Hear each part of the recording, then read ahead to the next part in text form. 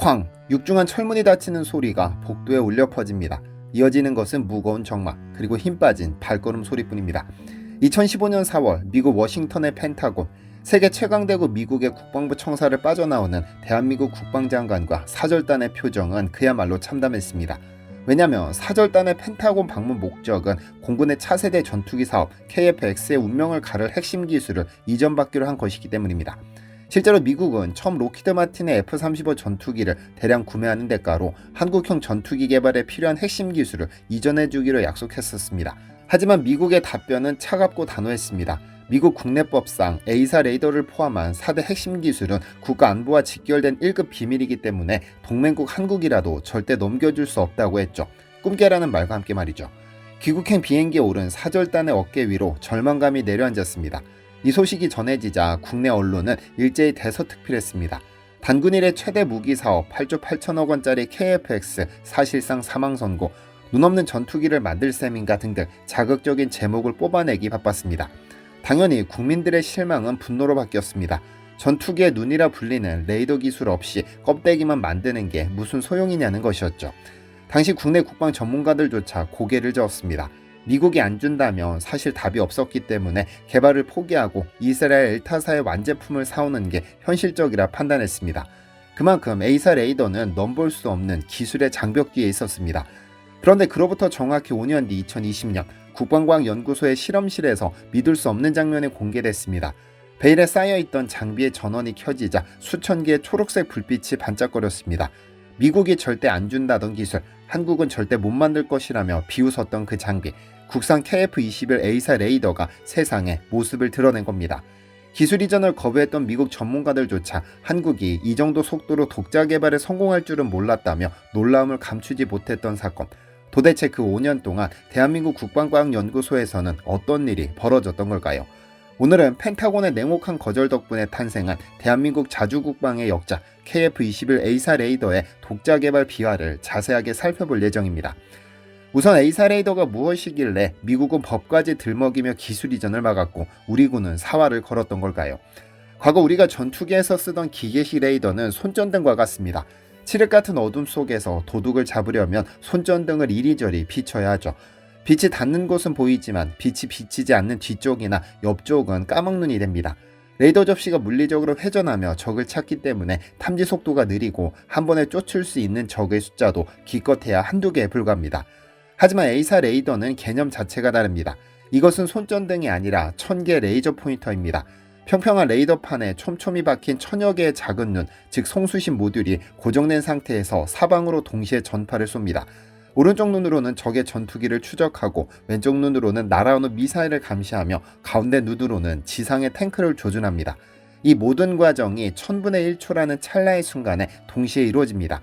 마치 수천 개의 겹눈을 가진 잠자리가 사각지대 없이 전장을 지배하는 것과 같습니다.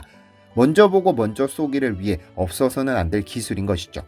문제는 이 기술의 진입 장벽이 어마어마하게 높다는 점입니다. 미국, 영국, 프랑스, 이스라엘 등 전 세계에서 단 10여 개국만이 보유한 극비 기술이니까요. 10조 원을 준다고 해도 살 수 있는 물건이 아닙니다. 그래서 2015년 당시 한국이 자체 개발하겠다고 선언했을 때 전 세계가 코웃음을 친 건 어쩌면 당연한 반응이었습니다. 하지만 국방과학연구소와 시제품 제작 파트너로 선정된 하나 시스템의 생각은 달랐습니다.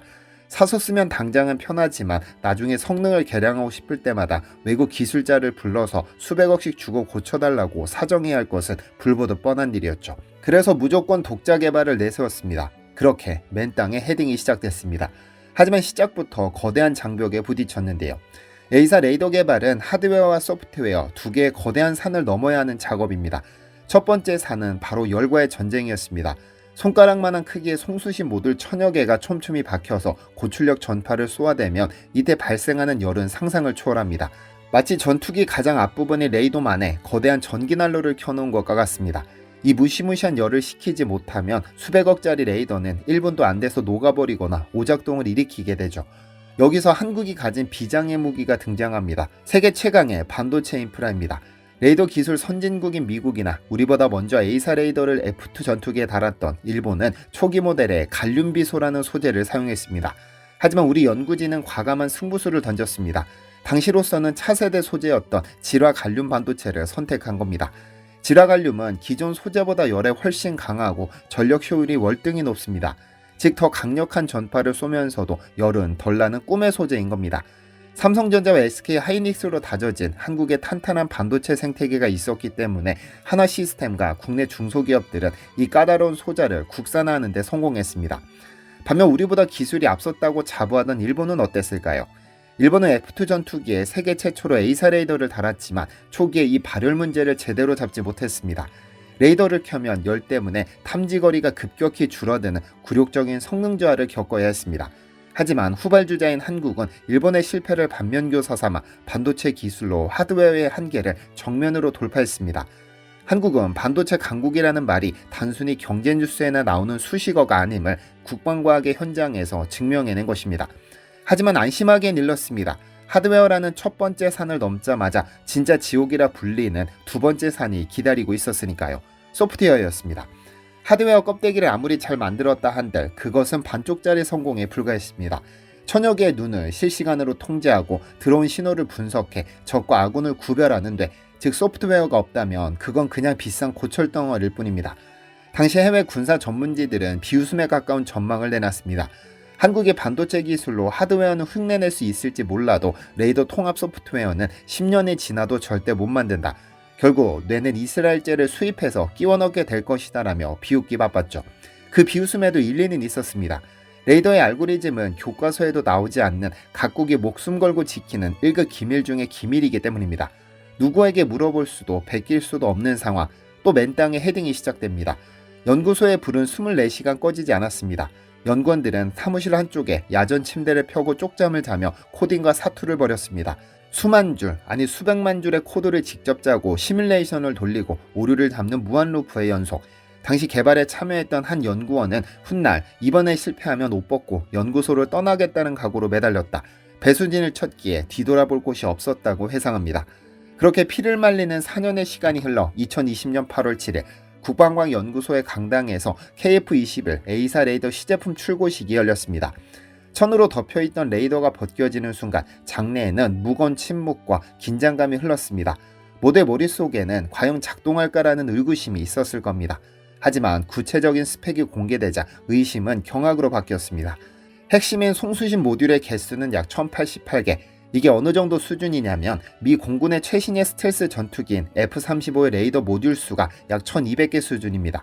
우리가 만든 첫 국산 레이더가 세계 최강이라는 미국의 5세대 전투기 레이더와 체급 면에서 크게 뒤처지지 않는 수준으로 탄생한 겁니다.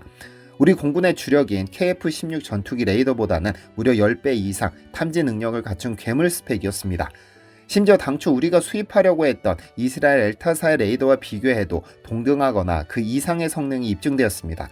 더 놀라운 것은 다중표적 동시추적 능력이었습니다. 테스트 영상 속에서 KF-21의 레이더는 깜짝 놀랄 성능을 보여줬습니다. 화면 가득 수십 개의 표적들이 잡혔습니다. 공중을 날아다니는 전투기, 지상에서 이동하는 전차, 저 멀리 해상의 함정까지 각기 다른 위치, 다른 속도로 움직이는 표적들을 동시에 물고 늘어졌습니다. 1000개의 눈이 따로 또 같이 움직이며 사각지대 없이 전장을 스캔한 것입니다. 눈만 좋은 게 아니라 뇌까지 완벽하게 깨어난 것입니다. 미국이 한국은 절대 못한다고 했던 그 기술을 보란듯이 5년 만에 우리 손으로 완성해낸 순간이었습니다. 하지만 진정한 증명은 하늘 위에서 이루어져야 합니다. 2023년 드디어 KF-21 시제기에 이 국산 레이더가 탑재되어 활주로를 박차고 날아올랐습니다. 음속으로 비행하는 악조건 속에서도 레이더는 완벽하게 작동했습니다. 수백 킬로미터 밖의 가상 적기를 먼저 찾아내고 미사일 유도 신호를 정확하게 보냈습니다.